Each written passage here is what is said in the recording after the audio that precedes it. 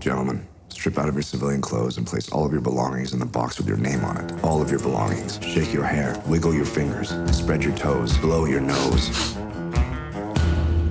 Welcome to Enola Vale Youth Correctional Facility. Butch, bed on the far left. Davis, straight ahead. Angel, right here. Judge may have given you a sentence, but in reality, your sentence all depends on your behavior. And no signs of gang activity will be permitted on the facility of Enola Vale. Right now, you're all level 1. Evaluations will determine for us whether you actually want to change and rehabilitate.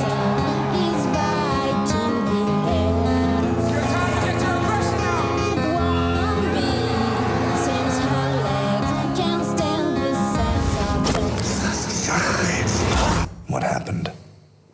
I slipped and fell. But if you refuse to cooperate, I have no choice but to isolate you. So let's go, you and me.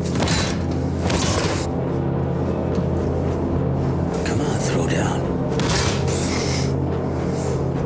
Goodyear, what the hell happened? Don't fucking do that again. Let's go.